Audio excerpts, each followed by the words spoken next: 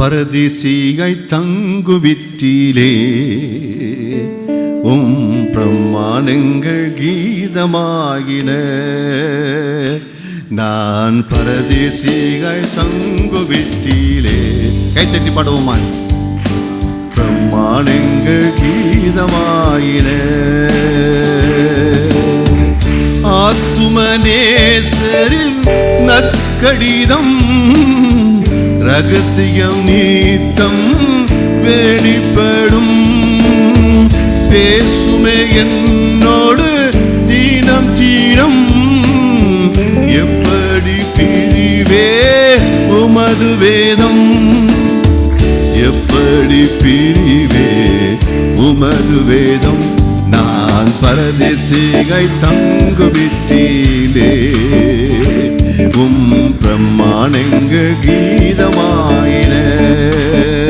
அது என் பாக்கியம், அது என் மேன்மை, அதுவே மகிழ்ச்சி என் வாழ்விலே. அது என் பாக்கியம், அதுவே மகிழ்ச்சி என் வாழ்விலே. நாம் தியானிப்பதற்காக சங்கீதங்களின் புஸ்தகம் 1ஆம் சங்கீதம் 1 முதல் 3 வசனங்களை இப்பொழுது வாசிக்கலாம். துன்மார்க்கருடைய ஆலோசனையில் நடவாமலும் பாவிகளுடைய வழியில் நில்லாமலும் பரியாசக்காரர் உட்காரும் இடத்தில் உட்காராமலும் கர்த்தருடைய வேதத்தில் பிரியமாயிருந்து இரவும் பகலும் அவருடைய வேதத்தில் தியானமாய் இருக்கிற மனுஷன் பாக்கியவான். அவன் நீர்க்கால்களின் ஓரமாய் நடப்பட்டு தன் காலத்தில் தன் கனியை தந்து இலையுதிராதிருக்கிற மரத்தை போல் இருப்பான். அவன் செய்வதெல்லாம் வாய்க்கும். ஒரு ஆசீர்வதிக்கப்பட்ட ஒரு வாழ்க்கை நம்ம எல்லாருமே விரும்புகிறோம். நான் ஆசீர்வாதமாக இருக்கிறோம். பிறந்த குழந்தையை நாம் ஆசீர்வதிக்கிறோம், ஆசீர்வாதமாக இருக்கட்டும். திருமணம் முடிகிற தம்பதிகளை நாம் ஆசீர்வதிக்கிறோம், ஆசீர்வாதமாக இருக்கட்டும். அல்லேலூயா, கர்த்தருக்கு ஸ்தோத்திரம் உண்டாவதா. அதே போல நாம் வீட்டுக்கு வருகிறவர்களை நாம் ஆசீர்வதிக்கிறோம். பெரியவர்கள் சிறியவர்களை ஆசீர்வதிக்கிறார்கள், ஆசீர்வாதமாக இருங்கன்னு சொல்லி. கர்த்தருக்கு ஸ்தோத்திரம் உண்டாவதா. அப்போ இந்த ஆசீர்வாதம் எல்லாருக்குமே தேவை, அவசியம்.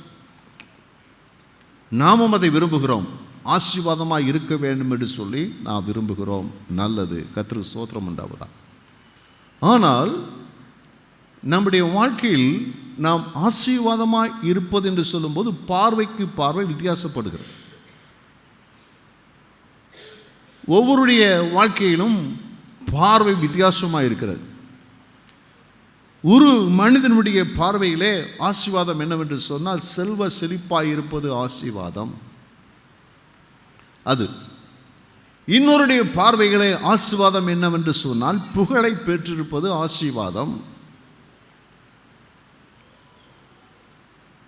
இன்னும் சிலர் ஆசீர்வாதம் என்றால் ஏகப்பட்ட சொத்துக்களை, நிலங்களை, வீடுகளை, வசதிகளை உண்டாக்கி வைத்திருக்கிறது ஆசீர்வாதம். சிலர் குடும்ப சமாதானமாக இருந்தால் ஆசீர்வாதம், சிலர் ஆரோக்கியமாக இருந்தால் ஆசீர்வாதம். இப்படி பலவிதமான அவருடைய பார்வை இருக்கிறது. ஆசீர்வாதத்தை குறித்ததான பார்வை.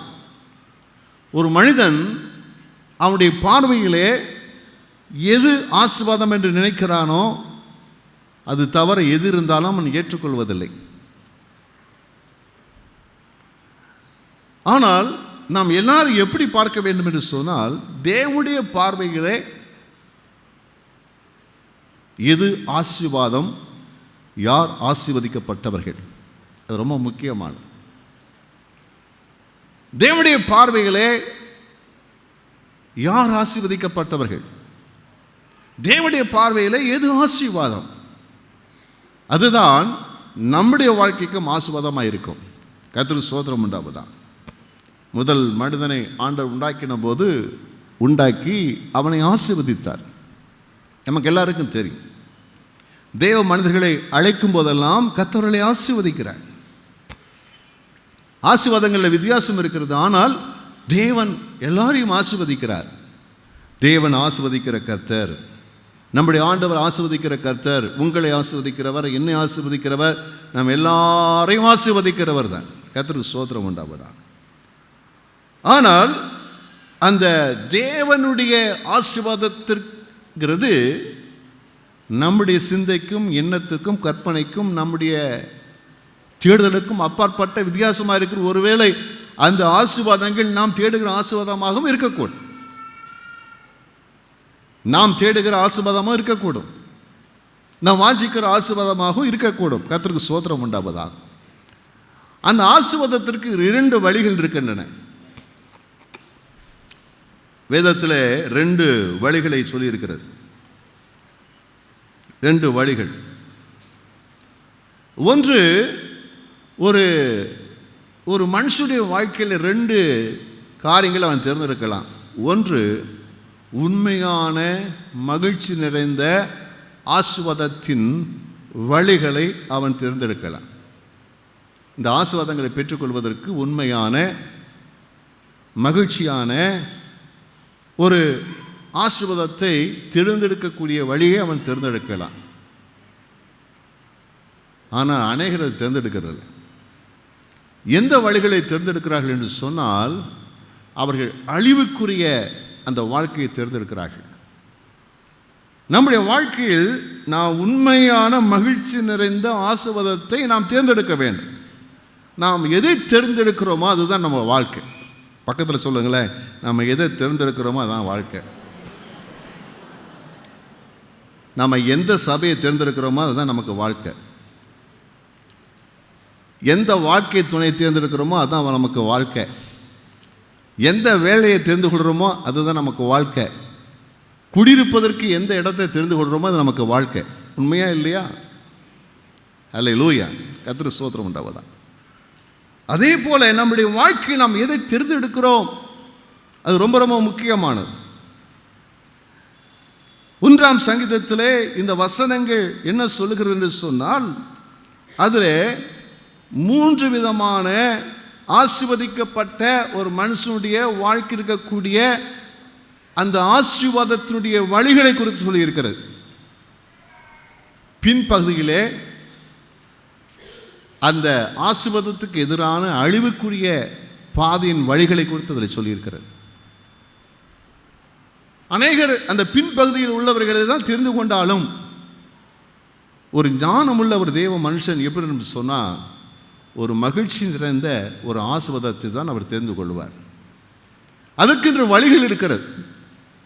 நாம் தெரிந்திருக்கிற வழிகள் சரியாக இருந்தால் தேவன் நமக்கு தரக்கூடிய அந்த மகிழ்ச்சி நிறைந்த ஆசீர்வாதத்தை நம்முடைய வாழ்க்கையில பெற்று அனுபவிக்க முடியும். அப்போ அதில் 3 இருக்கிறது. இந்த வசனங்களிலே 3 காரியங்கள் அங்கே சொல்லப்பட்டிருக்கிறது. என்ன என்று சொன்னால், அதில் 3 காரியங்கள் ஒரு மகிழ்ச்சி நிறைந்த ஆசீர்வாதமான ஒரு வாழ்க்கை வாழ்வதற்கு, அந்த வழியை நாம் தேர்ந்தெடுத்து அதை பெற்றுக்கொள்வதற்கு 3 காரியங்கள் நம்முடைய வாழ்க்கையில் இருக்கிறது. 1, பாவத்திலிருந்து வேறு பிரிக்கப்படுதல். 2, தேவனுடைய வார்த்தைகளே மகிழ்ச்சி கொள்ளுதல். 3, தேவ பிரசன்னத்தில் இருக்கக்கூடிய தேவனுடைய பிரசன்னத்தினால் உண்டாகக்கூடிய அதனுடைய பலனை அனுபவித்தல். 1 பாவத்திலிருந்து வேறு பிரிதல், இன்னொன்று தேவனுடைய வார்த்தையில் மகிழ்ச்சி கொள்ளுதல், 3 தேவ பிரசன்னத்தினால் உண்டான அந்த மேன்மையான ஆசீர்வாதத்தின் பலன்களை அனுமதித்தல். கர்த்தருக்கு ஸ்தோத்திரம் உண்டாவதா. இதில் முதலாவது நம்ம பார்க்க போகிறது என்ன சொன்னால், அந்த ஆசீர்வாதத்துக்குரிய வழி என்ன? முதல் காரியம், நாம் ஆசீர்வாதத்திற்குரிய முதல் வழி எதில் தான் ஆரம்பிக்குதான்? வேறு பிரிக்கப்படுதல் தான் நமக்கு ஆரம்பிக்கப்படுது. அல்லேலூயா. சரி, முதல் காரியம் என்ன சொன்னேன்? அல்லேலூயா. நல்லா அழகா சொல்றீங்க. கர்த்தருக்கு ஸ்தோத்திரம் உண்டாவதா. பாவத்திலிருந்து வேறு பிரிக்கப்படுதல். அதை 1ஆம் சங்கீதத்திலே 1ஆம் வசனத்திலே அழகா சொல்லி இருக்கிறார். வாசிங்க. துன்மார்க்கருடைய ஆலோசனையில் நடவாமலும் பாவிகளுடைய வழியில் நில்லாமலும் பரியாசக்காரர் உட்காரும் இடத்தில் உட்காராமலும். போதும். எதெல்லாம் செய்யக்கூடாது, எதெல்லாம் விட்டு விலகணும், எதெல்லாம் வேறு பிரிக்கப்பட வேண்டும் என்பதை குறித்து இது சொல்லப்பட்டிருக்கிறது.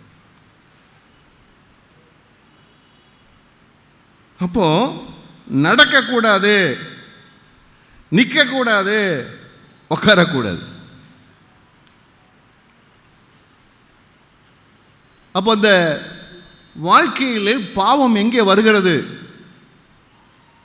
நடக்கிறதுல ஆரம்பிச்சு நிற்க வச்சு உட்கார வைக்கிறது. என்ன அழகா அது அழகா வேலை செய்து பார்த்தீங்களா? முதல்ல நடக்க வைக்கும், அதில் ரெண்டாவது என்ன செய்யும்? அங்கே நிற்க வைக்கும். அடுத்து என்ன செய்யும்? சோழி முடிஞ்சு போச்சு. இன்றைக்கி அநேகர் அப்படி தான் இருக்காங்க. சும்மா தானே போகிறேன், சும்மா போகிறேன். அப்புறம் நிற்கிறது, நின்றது. இதில் நிற்கிறதுல என்ன இருக்குது? முதல்ல நடந்தால் அப்புறம் நிற்க வேண்டியிருக்கும், நின்னா உட்கார வேண்டியிருக்கும். வாழ்க்கை அதோடு முடிஞ்சு போச்சு. கர்த்தருக்கு ஸ்தோத்திரம் உண்டாகுதா? அப்போ நம்முடைய வாழ்க்கையிலே நாம் எப்படி இருக்க வேண்டும் என்று சொன்னால், நாம் எதில் நடக்கக்கூடாது, அது அழகாய் சொல்லியிருக்கிறது. எதில் நடக்கக்கூடாது? துன்மார்க்குடைய ஆலோசனையிலே நடக்காமல், நடவாமல். ஏன் நம்ம ஒரு தவறான மனிதர்கிட்ட போய் நம்ம ஆலோசனை கேட்கணும்? ஏன் தவறான மனுஷன்கிட்ட போய் நமக்கு உறவு வைத்துக் கொள்ள வேண்டும்? ஒரு தவறான ஒரு பெண்ணிடத்தில் போய் நமக்கு எதற்கு உறவு இருக்க வேண்டும், எதற்கு பழக்கம் இருக்க வேண்டும், ஏன் அவர்கள் பேசுவதை கேட்க வேண்டும், ஏன் அதை கேட்டு நம்ம நடக்கணும்? அப்போ துன்மார்க்குடைய ஆலோசனைகள் எல்லாம் எங்கே கிடைக்குது சொல்லுங்க பாப்போம். துன்மார்க்குடைய ஆலோசனை எங்கே கிடைக்குது? சத்தம் வரலையே. நீங்கள் சொல்கிறது பார்த்தா எனக்கு அதுக்கு சம்மந்தமே இல்லை. ஆனால் எனக்கு எப்படியா தெரியும்? துன்மார்க்கிட்ட போய் கேட்டால் தெரியும் சொல்கிற மாதிரி இருக்கிறது. அப்படியா? நீங்கள் பயன்படுத்துகிற மீடியாக்களிலே அங்கே ஆலோசனைகள் இருக்கிறது. ஆலோசனைகள். ஒருத்தன் ஒரு தப்பு செய்வதற்கு எங்கே கற்றுக்கொள்கிறான்? ஒரு மனிதன் தவறு செய்வதற்கு, பாவம் செய்வதற்கு எங்கே கற்றுக்கொள்கிறான்? அல்லது பாவத்தினாலே எப்படி பிடிபடுகிறான்? ஒன்றை பார்க்கிறான், ஒன்றை கேட்கிறான், அதை செய்ய ஆரம்பிக்கிறான். உண்மைதானா? பார்க்கிறான், கேட்கிறான், செய்ய ஆரம்பிச்சு விடுவான். இன்றைக்கு பாருங்க, மீடியாக்கள் பல காரியங்களை நமக்கு முன்பதாக கொண்டு வந்து நிறுத்துகிறது. பல காரியங்களை நமக்கு கற்றுக் கொடுக்கிறது. அசுத்தமாய் வாழ்வது எப்படி, அருவருப்பாய் வாழ்வது எப்படி, அதை பார், அதை கேள். அது என்ன செய்கிறது? நமக்கு முன்பதாக காண்பிக்கிறது. சில சமயங்களிலே அவைகள் நமக்கு காண்பிக்கக்கூடியவைகள் அருவருப்பானதாக இருக்கும். சில சமயங்களிலே அடுத்தவர்களுடைய அருவருப்புகளை நமக்கு சுற்றி காண்பிக்கிறதா இருக்கும். நமக்குள்ளே மனுஷனுக்குள்ள ஒரு கெட்ட சுபாவம் இருக்கிறது. அடுத்துடைய காரியங்களை நோண்டி பார்க்கக்கூடிய ஒரு கெட்ட சுபாவம் இருக்கிறது. ஆகினாலே அடுத்தவரை பற்றி என்ன சொன்னாலும் நம்முடைய இருதயம் தானாகவே அது காது கொடுத்து கேட்கக்கூடியதாய் மாறிவிடும். ஆகினாலே அந்த மீடியா அனுசரினா யாருடைய வாழ்க்கையெல்லாம் தவறுகள் இருக்குதோ, குற்றம் இருக்குதோ, அருவருப்பு இருக்குதோ, பாவம் இருக்குதோ, அதையெல்லாம் காமிக்குது. இது இப்படி சொல்லும்போது அதெல்லாம் நீங்கள் என்ன செய்றீங்க? காத்து வாக்கள் கேட்குறீங்க, பார்க்குறவாது பார்த்துட்ருக்குறீங்க. அதுதான் நம்ம கொடுக்கப்படுகிற ஆளை உள்ளே விதைக்கப்படுகிற விதைகள். அதனால்தான் அம்மா சொல்கிறாங்க, அப்பா சொல்கிறாங்க, என்ன சொல்கிறாங்கன்னா, செல்ஃபோன் என்ன நோண்டாதடா, என்னாலும் ட்விட்டரில் நிற்காத, எந்நேரம் வாட்ஸ்அப்பில் இருக்காத, எந்நேரம் யூடியூப் பார்க்காத, கேம்ஸ் விளையாடாத. என்ன மோசமான கொலைகள் நடக்கிறது, என்ன மோசமான திருடுகள் நடக்கிறது. இவைகளுக்கெல்லாம் மீடியா கற்றுக் கொடுக்கிறது. ஆலோசனை நடவாமல், அது வேண்டாம். அது நம்முடைய வாழ்க்கையில் முதல்ல நம்ம விளக்க வேண்டியதுன்னு சொல்லி சொன்னால், இவைகளை நம்முடைய வாழ்க்கை விட்டு என்ன செய்து கொள்ள வேண்டும்? விளக்க வேண்டும். விளக்காம நாம் என்ன செய்ய முடியாது? ஆசீர்வாதத்துக்குள்ள வர முடியாது. இரண்டாவது பார்த்தீங்கன்னா, நின்று அப்போ முதல்ல கேட்கறது, அப்புறம் என்ன செய்யுது? அங்கே நிற்கிறது. அது எப்படித்தான் செய்கிறாங்க? ஏன் இப்படி நடந்துச்சு? எப்படிங்க? நின்று அது என்ன செய்யும்? உங்களை அறியாமலேயே உங்களுக்குள்ளே ஒரு பாதிப்பு உண்டாக்கிவிடும். எண்ணங்களிலே அது பாதிச்சிரும். தூக்கத்தில் அதான் வரும், எண்ணங்கள் அதான் வரும். அதை செஞ்சா என்ன, இதை எப்படி செஞ்சா என்ன, அது உங்களை பற்றி பிடிக்கும். அது பற்றி பிடிக்கும்.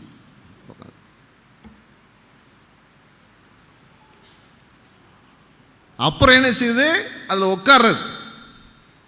உட்காந்தாச்சு. என்ன உட்காந்தாச்சு, சீட்டு போட்டு உட்காந்தாச்சு. இனி எந்திரிக்க வழியே இல்லை.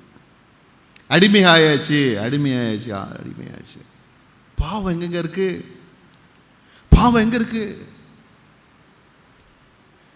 வேதம் சொல்றது, வாசப்படியிலே படுத்திருக்கிறது. அல்லேலூயா. பாவம் எங்கெங்க இருக்குது? உங்க சட்டப்பையில் இருக்குது. பாவம் எங்கெங்க இருக்குது? கையில் இருக்குது. பாவம் எங்கெங்க இருக்குது? எல்லா இடமும் இருக்குது. ஆனால் இதை நம்ம என்ன செய்யணும்? இதை நம்ம வேறு இருக்காத பட்சத்தில், விலகாத பட்சத்தில் நம்முடைய வாழ்க்கையில் என்ன செய்ய முடியாது? நாம் ஜெயிக்க முடியாது, ஆசீர்வதிக்கப்பட முடியாது. கர்த்தருக்கு ஸ்தோத்திரம் உண்டாவதா. அல்லேலூயா. அதில் மூழ்கிட்டேன்னா உன் வாழ்க்கையில் நீ யாருங்கிறத மறந்துடுவ. உங்கள் தரம் என்ன, உங்கள் எதிர்காலம் என்ன, உங்கள் எதிர்காலத்துடைய காரியங்கள் என்ன, ஒன்றும் தெரியாது. அன்றைக்கி ஒரு சின்ன இது பார்த்தேன் நான். ஒரு வாலிப பிள்ளைகளுடைய, ஒரு வாலிப பெண், ஒரு வாலிப பையன்,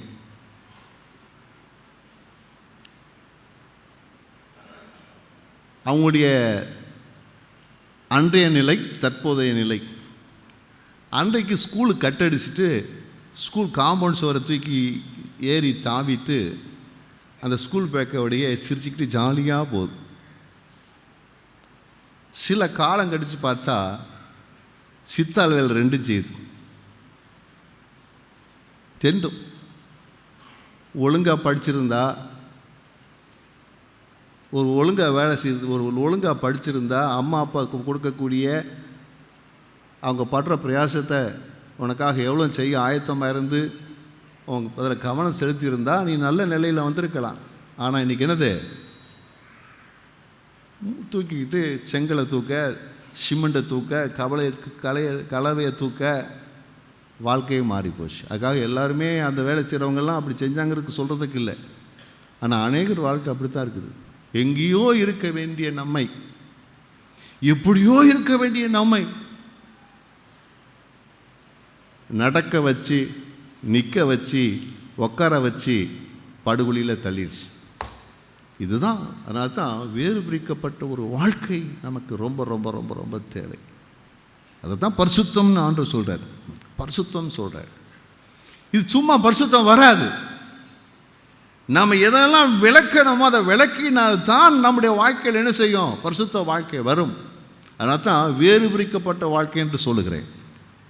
அல்லேலூயா. வேறு பிரிக்கப்பட்டது என்று சொல்லும்போது நாம் இப்படி நினைச்சக்கூடாது, யார்ட்டுமே பழகக்கூடாது என்பது அல்ல,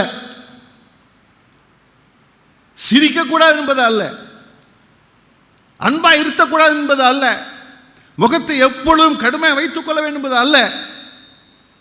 எல்லாத்தையும் அன்பா பழக வேண்டும். ஆனால் அவருடைய தவறுகளிலே எங்கெல்லாம் இருக்குதோ அதை நம்முடைய உள்ளே நாம் உள்வாங்கிக் கொள்ளக்கூடாது, அதை நம்முடைய வாழ்க்கையை ஏற்றுக்கொள்ளக்கூடாது, அதற்கு நாம் அடிமையாக்கி கொள்ளக்கூடாது. கர்த்தருக்கு ஸ்தோத்திரம் உண்டாவதா.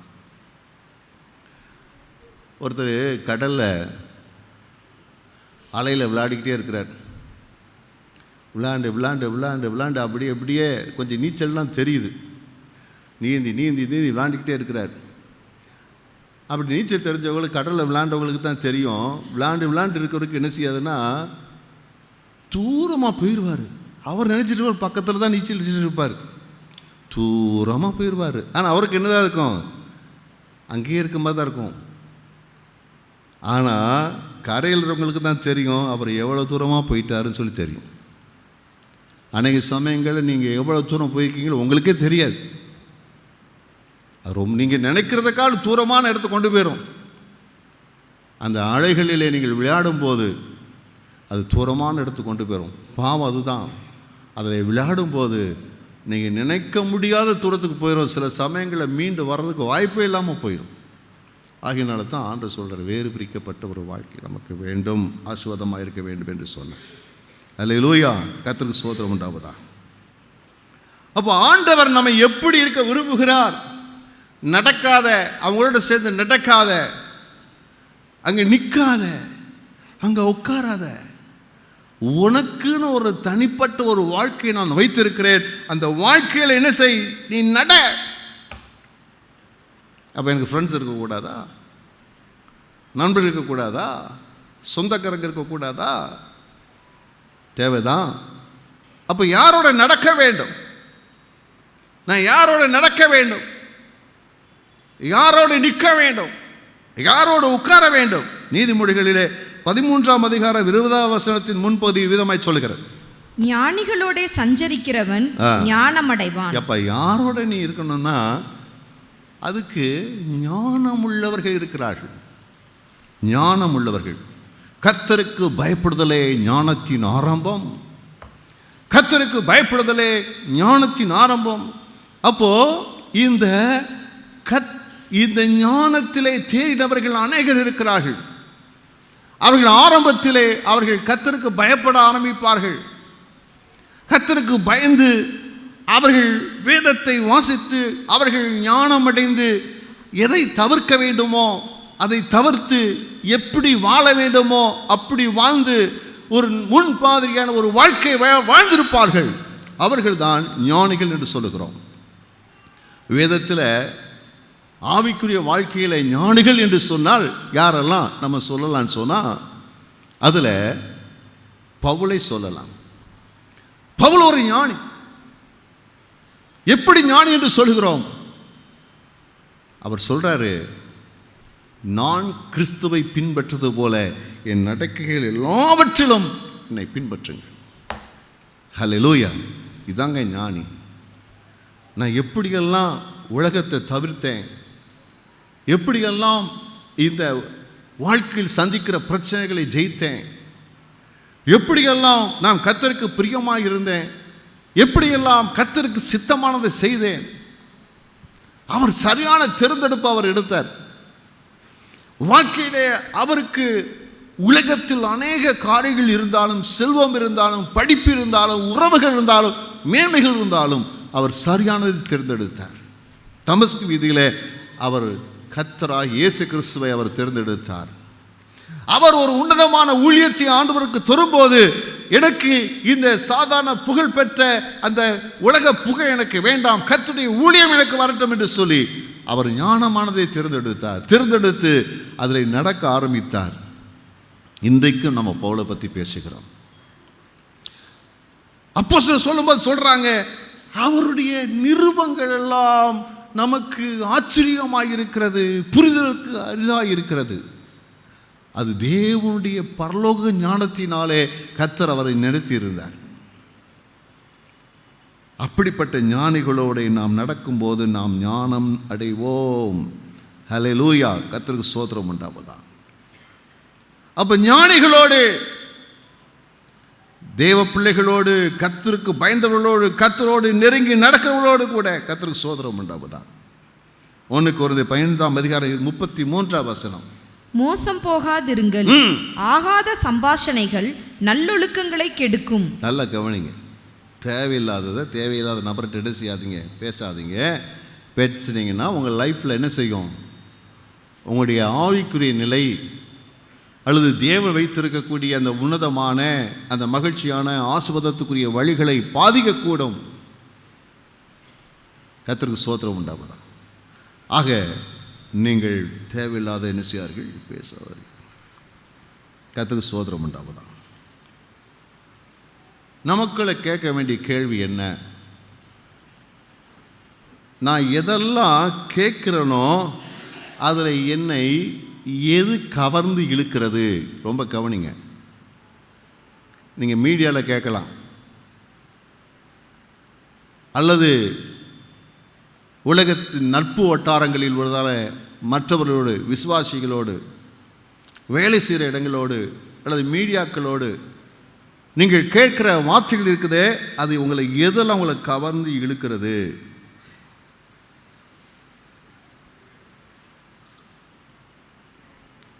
அது ரொம்ப கவனமாக நம்ம கேட்கணும், யோசிக்கணும். எது எனக்கு ரொம்ப கவர்ச்சியாக இருக்குது, என்ன ஆர்வமாக, எதில் எனக்கு ஆர்வம் இருக்குது? நீங்கள் கேட்க வேண்டிய கேள்வி. எது உங்களை கவர்ந்து இழுக்கிறதோ, எந்த சத்தம் உங்களை கவர்ந்து இழுக்கிறதோ, அதுதான் உங்கள் வாழ்க்கையில் உங்கள் எதிர்காலத்தை தீர்மானிக்கக்கூடியதாக இருக்குது. உலகமோ பாவமோ இவைகள் நம்மை கவர்ந்து இழுத்தால் நம்முடைய வாழ்க்கையில் என்ன செய்கிறது? அங்கே ஆபத்து இருக்கிறது. ஆக நம்மை கவர்ந்து இழுக்கிறது?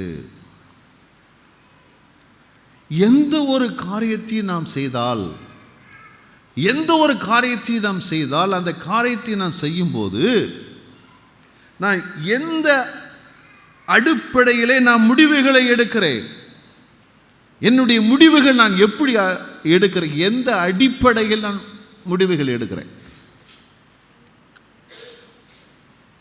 உலகத்தின் மதிப்பீடுகளிலே நான் முடிவு எடுக்கிறேனா, அல்லது வேத அடிப்படையிலே தேவனுடைய சித்தத்தை அறிந்து கர்த்தருக்கு பிரியமானது என்னது என்று சொல்லி நான் முடிவெடுக்கிறேனா?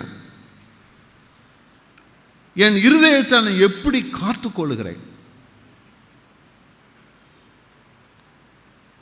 நம்ம இருதயத்திலிருந்து ஜீவ ஊற்று வரணும்னா எல்லா காவலோடு என்ன செய்யுமா?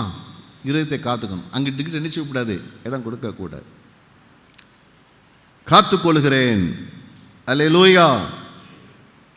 அதே போல எந்தெந்த மீடியாக்களை நான் தவிர்க்க வேண்டும், மீடியாக்களை நான் என்னென்னலாம் பார்க்குறேன், எதெல்லாம் என்னுடைய வாழ்க்கையில் ஆவிக்குரிய வாழ்க்கைக்கு தேவனுடைய ஆசீர்வாதத்திற்கு தடையாக இருக்கிறது, அதை என்ன செய்து கொள்ள வேண்டும்?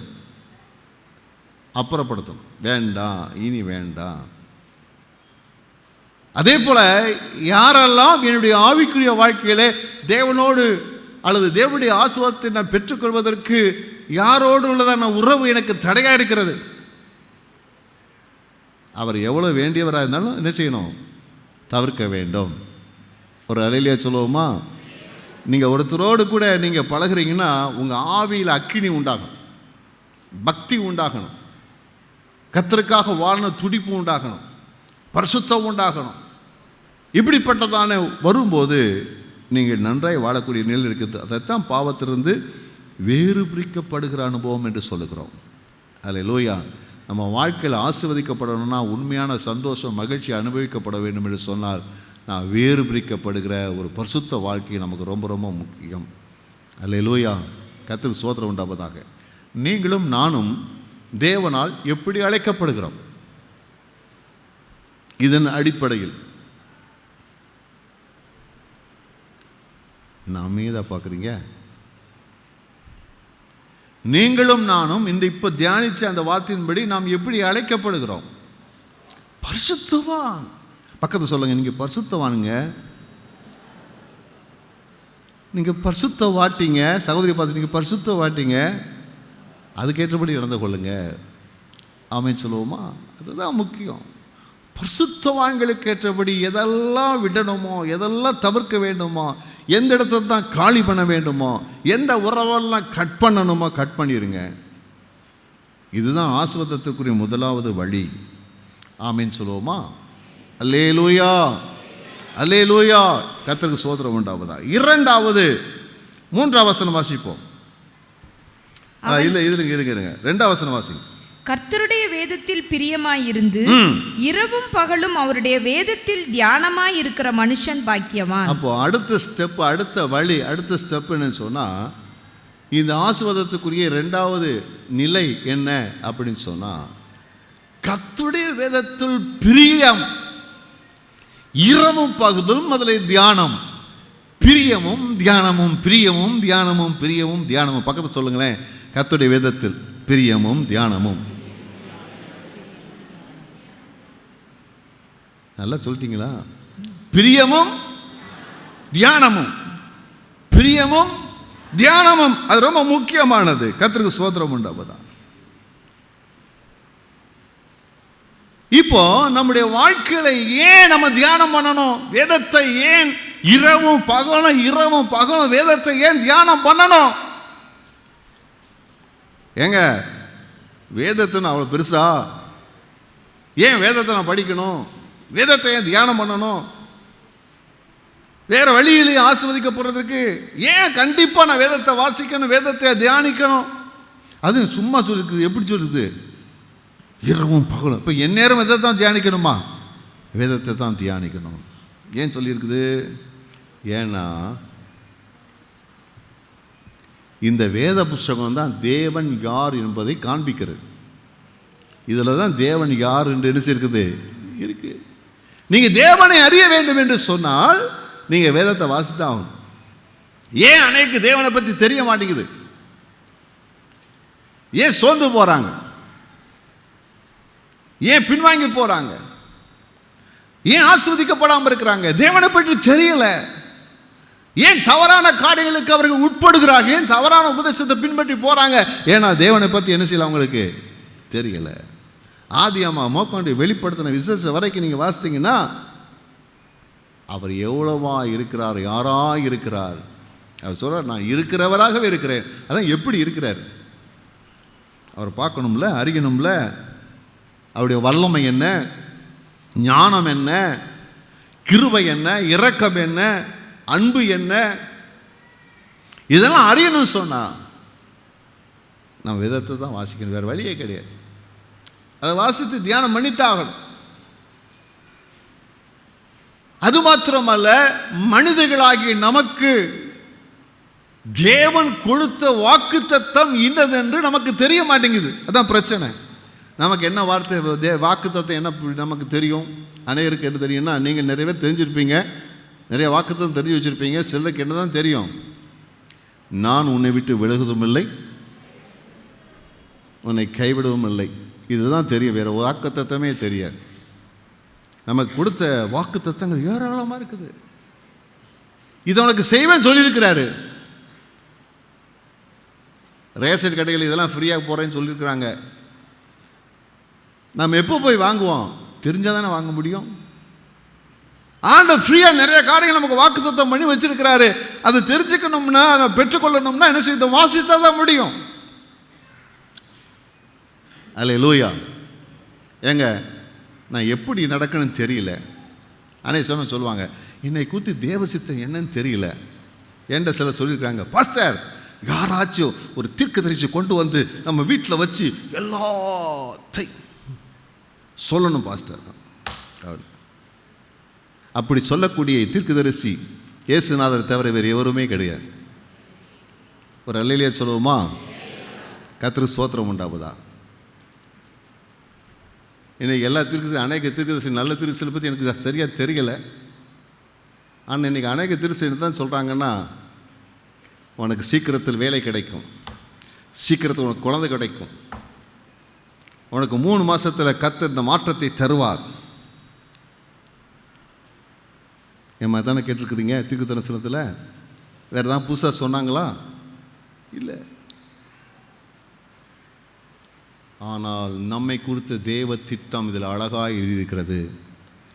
நம்முடைய வாழ்க்கையில் என்ன செய்யணும், எப்படி நடக்கணும், எந்த விதத்தில் நடக்கணும், எப்படி வாழணும், எல்லாம் அழகாக அதில் ஆண்டவர் போட்டு வச்சிருக்கிறார். இதை இரவும் பகலும் வாசித்தாலே, தியானித்தாலே தேவனுடையதான எல்லா திட்டங்களும் வழிகாட்டல் நமக்கு அழகாக என்ன செய்யும்? கிடைக்கும். அல்லேலூயா, கர்த்தருக்கு ஸ்தோத்திரம் உண்டாவதா.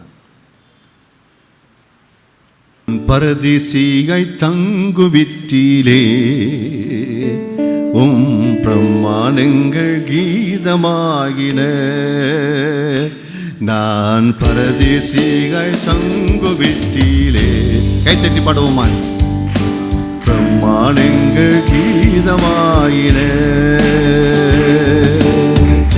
ஆத்துமநேசரில் நற்கடிதம் ரகசியம் நீத்தம் வெளிப்படும். பேசுமே என்னோடு தீனம் தீனம், எப்படி பிரிவே உமது வேதம், எப்படி பிரிவே உமது வேதம். நான் பரதேசியாய் தங்குவிட்டிலே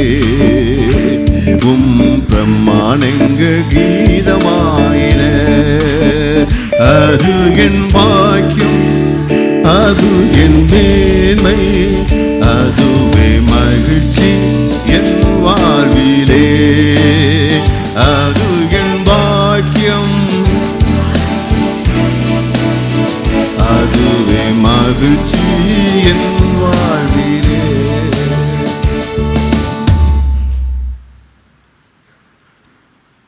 இது என்னன்னா, நமக்காக தேவன் எழுதி கொடுத்த ஒரு அன்பின் கடிதம். பைபிள் என்னன்னு சொன்னா, வேத புஸ்தகம் தேவனுடைய ஒரு அன்பின் கடிதம். இந்த அன்பின் கடிதம், அவர் நம்மகிட்ட எவ்வளவு அன்பா இருக்கிறாரு, நமக்காக எதையெல்லாம் செய்ய அவர் சித்தமா இருக்கிறாரு, அவர் நம்முடைய வாழ்க்கையில எதையெல்லாம் செய்ய போகிறாரு, அதெல்லாம் இந்த பொக்கிஷத்தெல்லாம் வச்சிருக்கிறார். நீங்க வாசிக்க வாசிக்க வாசிக்க வாசிக்க, தியானிக்க தியானிக்க தியானிக்க, ஓ ஆண்டவர் எவ்வளவா எவ்வளவா எவ்வளவா எவ்வளவா என்னை நேசிக்கிறார் என்பதை நீங்க அறிந்து கொள்ள முடியும். ஏன் அநேக சமயங்கள் நமக்கு ஆண்டவர் என்ன கண்ணா பண்ணார் கேட்குறீங்க? ஏன்னா எதத்தை வாசிக்கல, தியானிக்கல, முடியல. தியானிக்காதனாலே அந்த அன்பின் கடிதத்தை நீங்கள் வாசிக்கல. ஒருவேளை அந்த அன்பின் கடிதத்தை உங்களால் இதுவரைக்கும் வாசிக்க முடியலன்னா, இந்த அன்பின் கடிதத்தை கையில எடுங்க, வாசிக்க. அப்பா தூர தேசத்தில் இருக்கிறார், மகளை ரொம்ப நேசிக்கிறார். அப்பா ஒரு லெட்டர் எழுதியிருக்கிறார். அப்போ ஒரு லெட்டர் எழுதியிருக்கிறார். தன் அன்புள்ள ஒரு மகளுக்கு ஒரு லெட்டர் எழுதியிருக்கிறார். அந்த மகை எப்படி வாசிப்பாங்கன்னு நினைக்கிறீங்க? எப்படி வாசிப்பாங்க? முதல்ல இப்படி வாசிப்பாங்க, அப்புறம் ஒவ்வொரு வரியாக வாசிப்பாங்க, ஒவ்வொரு வரியாக வாசிப்பாங்க, அப்புறம் திருப்பி வாசிப்பாங்க. இது என்ன அப்படியே அந்த அந்த எழுத்துலேயே நிற்கும், அந்த வார்த்தையிலேயே நிற்கும். அப்படியே கற்பனை எங்கே போகும்? அப்பா மேலே போகும். அப்பா பழைய கருக்கெல்லாம் வரும், எல்லாம் அப்படியே வரும். உண்மையா இல்லையா? உண்மையா இல்லையா? எத்தனை முறை வாசிப்பீங்க? உண்மையாக சொல்லுங்கள். உங்கள் அப்பா ரொம்ப நாள் ஆச்சு, வெளிநாட்டு போயிட்டாரு, ஆனால் ஒரு கடிதம் எழுதியிருக்கிறாரு. நீங்கள் எத்தனை முறை வாசிப்பீங்க? எங்கள் அப்பாவில் வெளிநாட்டுக்கே போகலை, பிரச்சனை இல்லைன்னு சொல்கிறீங்களா? அப்பா இருக்கும்போது அந்த அருமை தெரியாது, இல்லாப்போ தான் தெரியும்.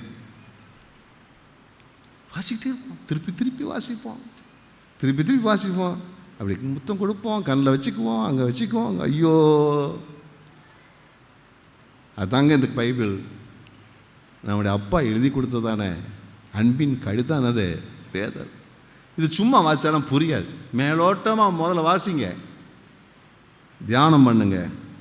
அல்லேலூயா, கர்த்தருக்கு ஸ்தோத்திரம் உண்டாவதாக. பொதுவாக வேதத்தை நம்ம எப்படி வாசிக்கிறோம்னா, எப்படி வாசிக்கிறோம்? ஆதியாகமம் முதற்கொண்டு வெளிப்படுத்துகிற விசேஷம் வரைக்கும் வாசிப்போம். அப்படியே டக டக டக டக டக டக டகன்னு வண்டி போகுது. இன்றைக்கு 5 அதிகாரம் வாசிக்க போகிறேன். 2 வச்சாச்சு. அப்படி வாசிச்சிடும். வருஷத்துக்கு 2 முறை வாசிக்க போகிறோம், நல்லது. 10 அதிகாரம் வாசி. 10 அதிகாரம் டக்கு டக்கு டக்குன்னு வாசிச்சிடும். ஒருத்தரை முடிச்சிட்டோம், அடுத்து இன்னொரு முறை முடிச்சிட்டோம். அதில் என்ன இருக்குன்னு கேட்டால் கூட சொல்ல தெரியாது. கிதியோன் யாருங்க? இந்த பக்கத்தில் வீட்டுக்காரன் அண்ணே அண்ணாச்சி அவரை சொல்கிறீங்களோ? இல்லை, பைபிள் தான் கேட்குறோம். அப்போ நிதானிங்க, வாசிங்க, தியானிங்க. வாசிக்கிற ஒரு பக்கம், ஆனால் வேதத்தை தியானம் பண்ண வேண்டும். அல்லேலூயா, வேதத்தை தியானம் பண்ணணும். அதை ஒருத்தர் என்ன சொல்றாருன்னா, தியானம் பண்றது என்றால் என்ன? தியானம் பண்ணுறதான பொதுவாக நமக்கு நம்முடைய கலாச்சாரத்தில் தியானம்னு என்ன சொல்கிறதுனா, கண்ணை மூடிட்டு வெறும் மனசை வெறுமையாக்குறது தான் தியானம். நம்ம கேட்டு பழகிருக்கோம். அது இல்லை தியானம். ஒரு தேவன் விவிதமாக சொல்கிறாரு. என்ன சொல்கிறாருன்னா, தேவனுடைய வார்த்தையை உங்கள் இருதயத்தில் அப்படி ஊற வைப்பது. எப்படி ஊற வைப்பது? ஒரு அல்லேலூயா சொல்லுவோமா? எப்படி சொல்கிறது? ஊற வைப்பது. ஆமீன் சொல்லுவோமா? சரி, யாரெல்லாம் இந்த டிப்டி போட்டிருக்கிறீங்க? டிப்டி டிவி யாரெல்லாம் போட்டிருக்கீங்க? டிப்டி நீங்கள் கிரீனாக இருக்கலாம், அது ப்ரௌன் டீயாக இருக்கலாம், ஏதோ ஒன்று பிரச்சனை இல்லை. போட்டிருக்கீங்களா? சரி, சில ஹோட்டலில் போனால் தான் வச்சுருப்பாங்க. நீங்கள் நல்ல சுடுதண்ணிலையோ பால்லையோ அந்த டிப்டி போட்டிங்கன்னு வச்சுங்களேன், டக்குன்னு எடுத்திங்கன்னா என்ன செய்யும்? பால் வெள்ளையாக தான் இருக்கும், டிக்ஷன் இறங்காது. ஆனால் நல்ல ஊற வச்சுருங்க, நல்லா டிகாசன் நல்லா இருக்கும். எந்த அளவுக்கு அதில் ஊறுதோ அந்த அளவுக்கு டிகாசன் நல்லாயிருக்கும், அந்த பியூர் டீ கிடைக்கும். அல்லேலூயா. அதே போல தான் எந்த அளவுக்கு இயேசுடைய வேத வசனத்தை உள்ளத்தில் நீங்கள் ஊற வைக்கிறீங்களோ அந்த அளவுக்கு உங்கள் தேவனுடைய அன்பு நமக்கு நன்றாய் தெரியும். அல்லேலூயா. அதுதான் தேவனுடைய தியானம் பண்ணுதல்னு சொல்கிறோம். இருதயத்தை நல்லா ஊற வைக்கணும், வசனத்தை என்ன செய்ய உள்ள வைக்கணும், அந்த பெட்டகத்துக்குள்ளே வைக்கணும். அல்லேலூயா. வைக்கும்போது அது மிகுந்த ஆசீர்வாதமாக இருக்கும். அதுதான் அனுசரித்து அந்த தியானம் என்று என்ன செய்கிறோம் நாம் சொல்லுகிறோம். அல்லேலூயா. 119 சங்கீதம் 47-48 வசனங்களை வாசிங்க. நான் பிரியப்படுகிற உமது கற்பனைகளின் பேரில் மனமகிழ்ச்சியாய் இருப்பேன். மனமகிழ்ச்சியா, சந்தோஷமா. நான் பிரியப்படுகிற உமது கற்பனைகளுக்கு கையெடுப்பேன், உமது பிரமாணங்களை தியானிப்பேன். உம்முடைய பிரமாணம். அப்போ பாருங்க எவ்வளவு ஒரு ஆர்வமா வேதத்தின் மேலே வாஞ்சியா இருக்கிறது. நல்ல கவனிங்க. அந்த 1ஆம் வசனத்தில் இருக்கிற அந்த ஃபர்ஸ்ட் ஸ்டெப்பில் நீங்கள் தாண்டலைன்னா இந்த 2ஆம் ஸ்டெப்பு வராது. தும்மாக்குடைய ஆலோசனைப்படி நடவாமல், பாவிகள் வழியிலே உட்காராமல், பரியாசக்கார பாவிகள் வழியில் நில்லாமல், பரியாசக்கார உட்காரும் இடத்தில் உட்காராம, அந்த நடத்தல், நிற்றல், உட்கார்தல் இருந்துச்சுன்னு சொன்னால் இது வராது. ஏன் வேதம் வாசிக்க முடியல, தியானிக்க முடியலன்னா, நீங்கள் நடக்கிற இடம், நிற்கிற இடம், உட்கார்ந்துருக்கிற இடம் டேஞ்சர். அல்லேலூயா. அங்கே இருந்தால் இது இருக்காது, இது இருந்தால் அது இருக்காது. நான் சொல்வது எத்தனை பேருக்கு புரிகிறது? அல்லேலூயா. அப்போ இருதயத்தில் அந்த முதல் ஸ்டெப்பை கடந்தா தான் இதுக்குள்ளே வர முடியும். அப்போ இருதயத்தில் தேவனுடைய வசனத்தை என்ன செய்யணும்? நல்லா ஊற வைக்கணும். ஒரு அல்லேலூயா சொல்லுவோமா? ஆகினா வீட்டுக்கு போய் ஒரு வசனத்தை எழுதி அப்படியே முழுங்கிறாதீங்க. வசனத்தை படிங்க, உள்ளத்தில் அப்படியே நினச்சி நினச்சி நினச்சி பாருங்கள். அந்த வசனத்தை உள்ளே நினச்சிக்கிட்டே இருங்க. உள்ளத்தில் அப்படியே வச்சு தியானம் பண்ண நினைங்க. ஆண்டவர் என்ன சொல்லியிருக்கிறாரு, அவர் எப்படிப்பட்டவர் சொல்லியிருக்கிறாரு, எப்படி நடக்க சொல்லியிருக்கிறாரு, மனப்பாடம் பண்ணுங்க. அதுதான் ஊற வைத்தல். ஆமேன்னு சொல்லுவோமா? நம்ம பிள்ளைகளெல்லாம் உள்ளத்தில் அப்படி வேத வசனத்தை ஊற வச்சுருந்தா நம்ம பிள்ளைகள்லாம் எவ்வளோ தங்கமாக இருந்திருக்கும். உண்மைதானா? அல்லேலூயா. கர்த்தர் அவிதமாய் நம்ம ஆசீர்வதிக்கும். தான் ரெண்டாவது ஸ்டெப்பு. மூன்றாவது ஸ்டெப் என்ன? 3 வசனம் வாசிங்க. சங்கீதம் 1:3. அவன் நீர்க்கால்களின் ஓரமாய் நடப்பட்டு. அப்பத்தான் என்ன அடுத்த ஸ்டெப்பு போகிறோம். ஒரு ஆசீர்வதிக்கப்பட்ட ஒரு வாழ்க்கைக்குள்ளே நாம் போகிறோம். ஒரு ஆசீர்வதிக்கப்பட்ட ஒரு வாழ்க்கைக்குள்ளே போகிறோம். முதல்ல வேறு பிரிக்கப்படுதல். இரண்டாவது நம்முடைய வாழ்க்கையில் தேவனுடைய மகிழ்ச்சியாய், தேவனுடைய வார்த்தையை மகிழ்ச்சியாய் அனுபவித்தல். மூன்றாவது ஆசீர்வதிக்கப்படுகிற ஒரு வாழ்க்கை. நீர்க்கால்கள் ஓரமாய் நடப்பட்டு தன் காலத்தில் தன் கனியை தந்து, தன் காலத்தில் தன் கனி தந்து இலையுதிராதிருக்கிற மரத்தை போல் இருப்பான். அவன் செய்வதெல்லாம் வாய்க்கும். அல்லேலூயா, கர்த்தருக்கு ஸ்தோத்திரம் உண்டாவதாக. அப்போ நம்ம என்ன செய்யணும்னா, நீர்க்கால்கள் ஓரமாய் நடப்பட்ட மரத்தை போல் நாம் இருக்க வேண்டும். அல்லேலூயா, கர்த்தருக்கு ஸ்தோத்திரம் உண்டாவதாக. நீர்க்கால்கள் ஓரமாய் நடப்பட்ட ஒரு வாழ்க்கையை நமக்குள்ளே நாம் இருக்க வேண்டும். கர்த்தருக்கு ஸ்தோத்திரம் உண்டாவதாக. உங்களை பார்த்து ஒரு கேள்வி கேட்குறேன். நீங்கள் எங்கே நடப்பட்டிருக்கிறீர்கள்? அது தெரிஞ்ச நாங்கள் ஏன் பாஸ்டர் எப்படி இருக்குன்னு சொல்கிறீங்களோ? சரி, எங்கே நடப்பட்டிருக்கிறீங்க சொல்லுங்கள். யார்? ராஜபாண்டி பிரதர் சொல்லுங்கள். எங்கே நீங்கள் நடப்பட்டிருக்கிறீங்க?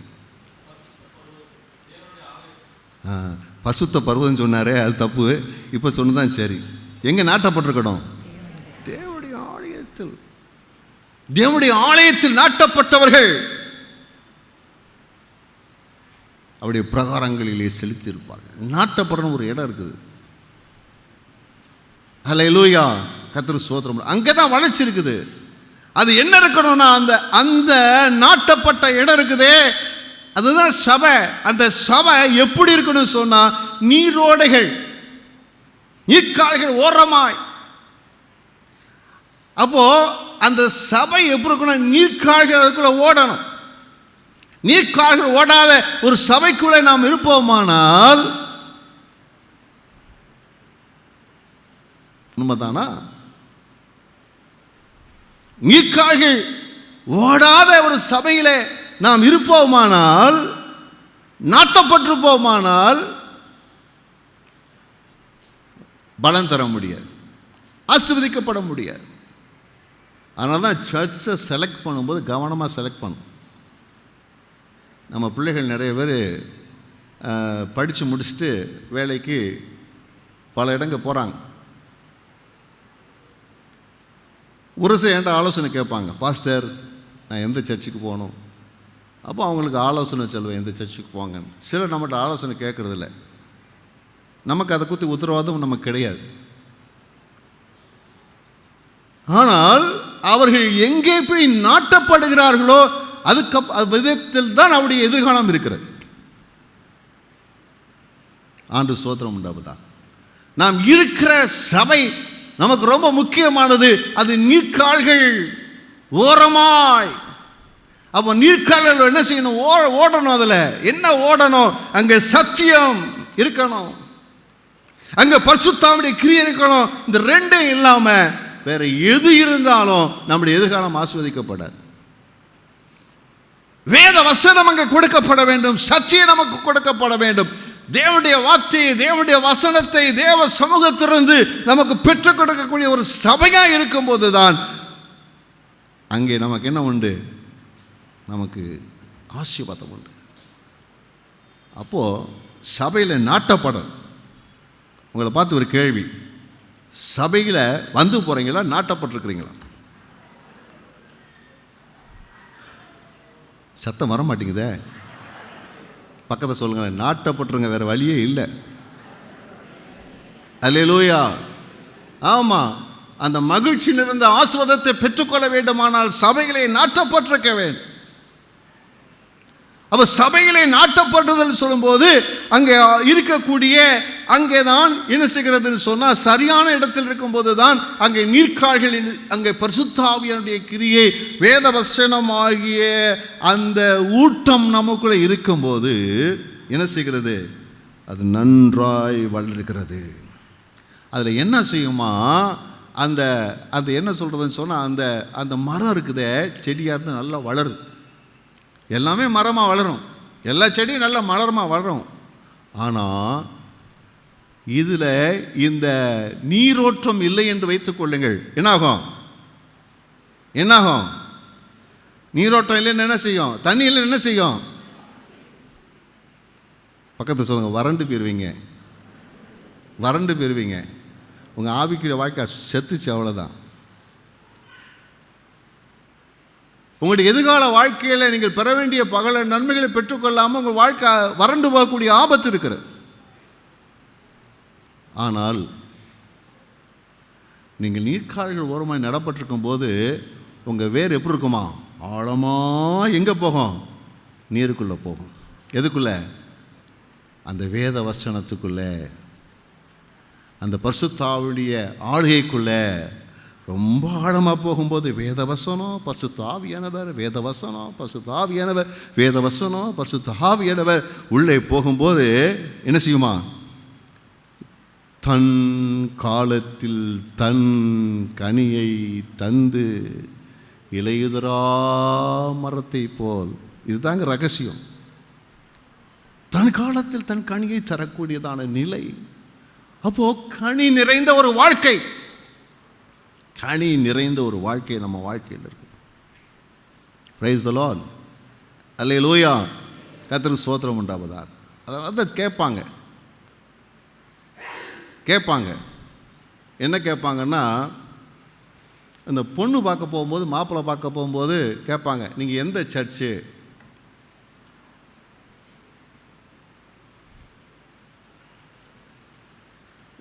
உங்கள் பாஸ்டர் யாருன்னு கேட்பாங்க.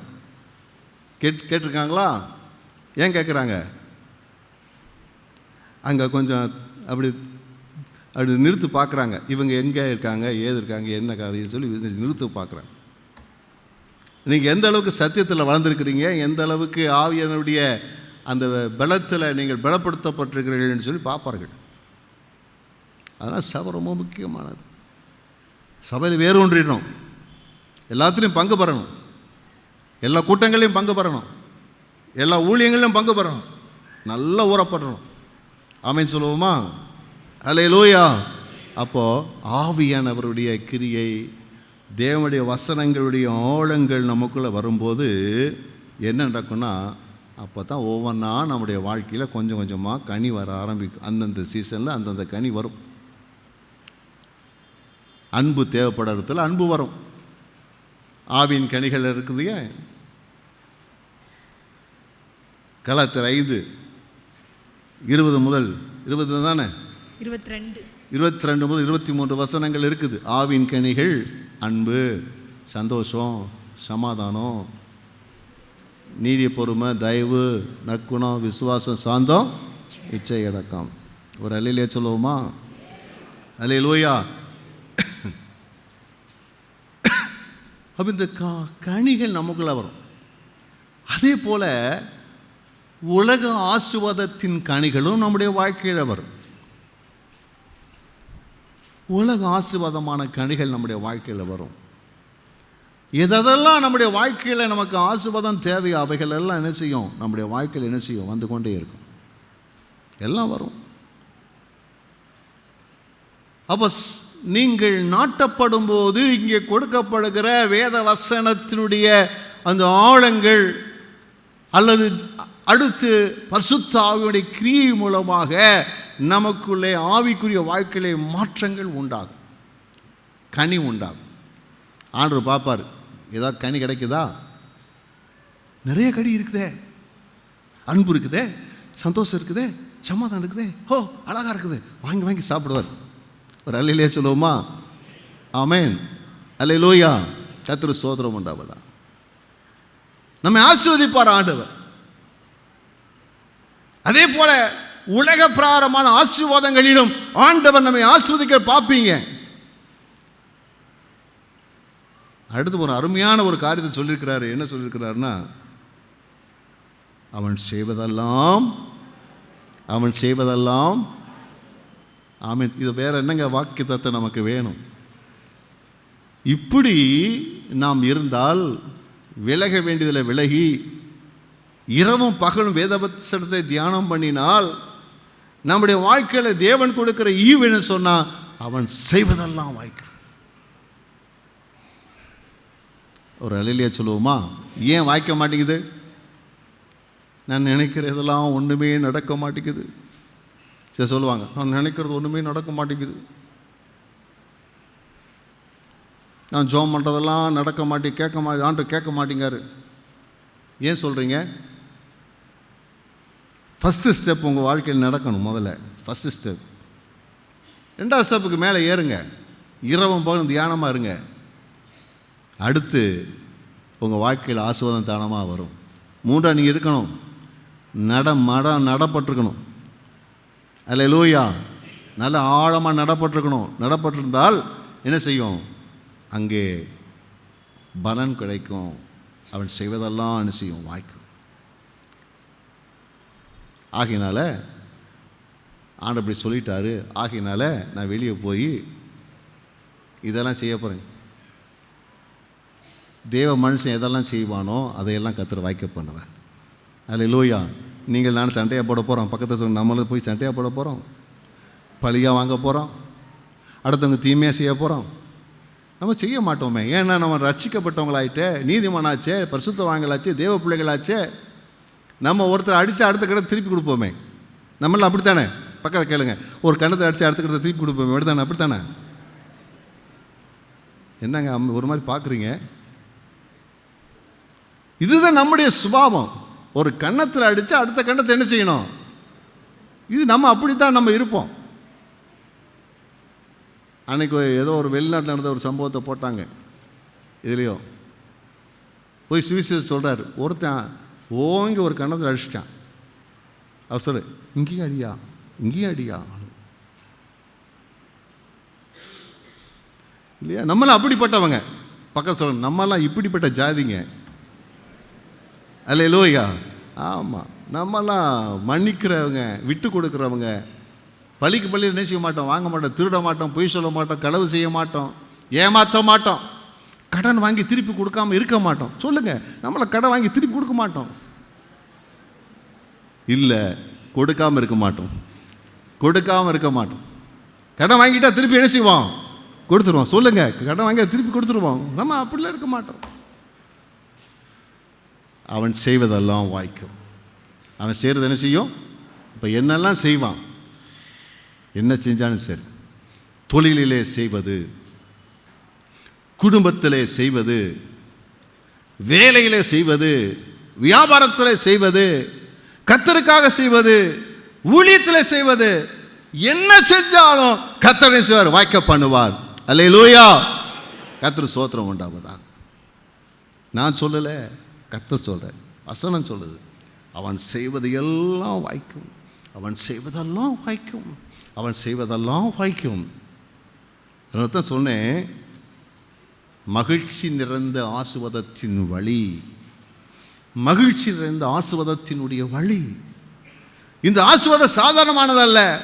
தேவன் இந்த ஆசீர்வாதத்தை கொடுக்கும் போதில் வேதனை இருக்காது, துன்பம் இருக்காது, கஷ்டம் இருக்காது. அது அனுபவிக்கக்கூடியதாக, அது நமக்கு மகிழ்ச்சியை கொடுக்கக்கூடியதாக என்ன செய்யும்? இருக்கும். தேவன் அவிதமாய் நம்மை ஆசீர்வதிக்க வல்லவராய் இருக்கிறார். ஆமென். ஹல்லேலூயா, ஹல்லேலூயா. முதல்ல வேறு பிரிக்கப்பட்டுருங்க. 2வது, இரவும் பகல் வேதத்தை என்ன செய்யுங்க? தியானம் பண்ணுங்க. ஹல்லேலூயா. இதை செய்தால் 3வது ஸ்டெப்பு, நாம் ஆசீர்வதிக்கப்பட்ட அந்த மகிமையான ஆசீர்வாதத்தை நாம் பெற்றுக்கொள்வோம். இவ்விதமாக கர்த்தர் நமக்கு உதவி செய்வாராக. ஆமென். எல்லாம் எழுந்து நாம் ஜெபிக்க போகிறோம்.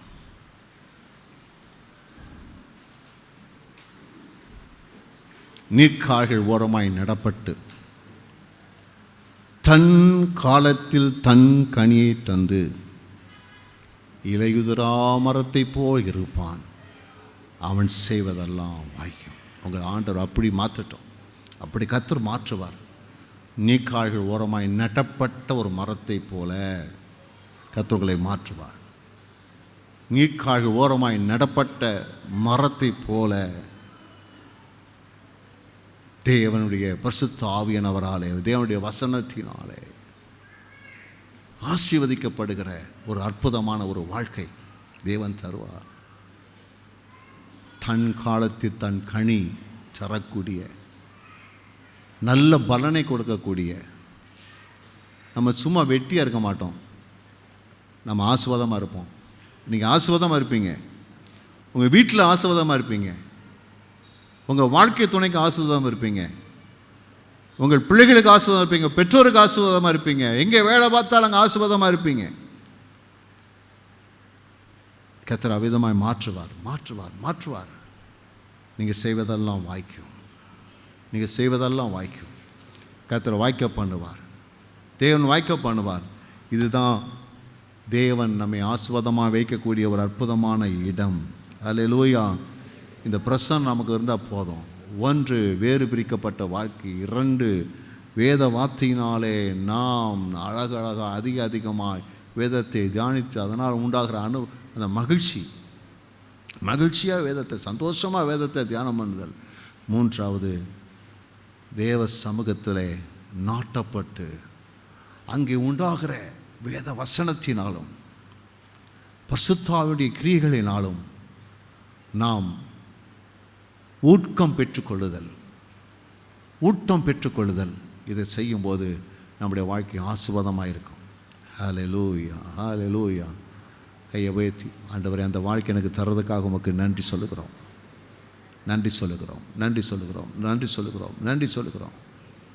இந்த வார்த்தையை இருதயத்தில் வச்சுக்கோங்க, மனசில் வைக்காதீங்க, இது மைண்டில் வைக்காதீங்க, மூளையில் வைக்காதீங்க, இருதயத்தில் வச்சுக்கோங்க. இருதயத்தில் வச்சுக்கோங்க, உங்களை ஆண்டவர் அப்படி மாற்றுவார். இருதயத்தில் வச்சுக்கோங்க, இருதயத்தில் வச்சுக்கோங்க. இனி யாரெல்லாம் எங்கள் வாழ்க்கையில் கட் பண்ணணுமோ கட் பண்ணிடுவேன், எதையெல்லாம் கட் பண்ணுவேன் அதெல்லாம் கட் பண்ணிடுவேன். வேறு பிரிக்கப்பட்ட வாழ்க்கை. நான் வேதத்தை இனி இப்படி வாசிக்க போகிறேன், இப்படி தியானிக்க போகிறேன், இரவும் பகலும் என்னே இந்த வசனத்தை உள்ளே வச்சு நான் ஊற வைக்க போகிறேன். தேவனுடைய வார்த்தை என் உள்ளத்தில் நான் ஊற வைக்க போகிறேன், தியானம் பண்ண போகிறேன். நான் சபையிலே ஆழமாய் நான் ஊன்றப்பட்டவனாக இருக்க போகிறேன். அங்கே உள்ளதான சபையில் நடக்கக்கூடிய வசனத்தை நான் உள்வாங்கிக் கொள்வேன். சபையிலே பிரசங்கிக்கப்படுகிற, போதிக்கப்படுகிற சகல வார்த்தைகளை உள்வாங்கிக் கொள்வேன். அது மூலமாக நான் பலப்படுவேன், ஆரோக்கியமடைவேன், வளர்ச்சி அடைவேன். அங்கே நடக்கிற பரிசுத்த ஆவியானவருடைய கிரியைகளினாலே நான் ஆசீர்வதிக்கப்படுவேன், பலனடைவேன். பேரளவான ஒரு ஆராதனை என் வாழ்க்கையில் இருக்காது, பேரளவான சபை கூட என் வாழ்க்கையில் இருக்காது. ஆண்டு சம்பவத்தில் சொல்லுங்கள், ஆண்டவரே என்னை ஆசீர்வதிங்கப்பா. நீர்க்கால்கள் ஓரமாய் நடப்பட்டு தன் காலத்தில் தன் கனியை தந்து இலையுதிரா மரத்தை போல இருப்பான், அவன் செய்வதெல்லாம் வாக்கின்னு சொன்ன அந்த வார்த்தையின்படியே என்னை மாற்றுவதற்காக உமக்கு ஸ்தோத்திரம் ஆண்டவரே, என்னை மாற்றுவதற்காக ஸ்தோத்திரம் ஆண்டவரே, என்னை மாற்றுவதற்காக ஸ்தோத்திரம் ஆண்டவரே, எங்களை மாற்றுவதற்காக ஸ்தோத்திரம் ஆண்டவரே. ஸ்தோத்திரம் ஸ்தோத்திரம் ஸ்தோத்திரம். எல்லாம் வளர்வையை ஏற்றி ஜெபம் பண்ணுவோம். நல்ல பிதாவே, இயேசுவே நாமத்தில் நாங்கள் ஜெபம் பண்ணுகிறோம். ஒரு ஆசீர்வதிக்கப்பட்ட ஒரு வாழ்க்கைக்கு உள்ள 3 படிகளை குறித்து நாங்கள் தியானம் பண்ணினோம். அந்த 3 படிகளையும் அவங்க தாண்டி கர்த்தரால் ஆசீர்வதிக்கப்பட்ட அந்த மகிழ்ச்சி நிறைய வாழ்க்கை அனுபவிக்க முடியும். பிள்ளைகளுக்கு கிருபை தர வேண்டும்படி ஜெபம் பண்ணுகிறேன். அவ்விதமாக ஆசீர்வதிங்க அப்பா. தொடர்ந்து உள்ளதான திருவிருந்த ஆராதனையிலும் உங்கள் பிரசன்ன மாளிகை எங்கள் மத்தியில் இருக்க வேண்டும் நான் ஜெபிக்கிறோம்.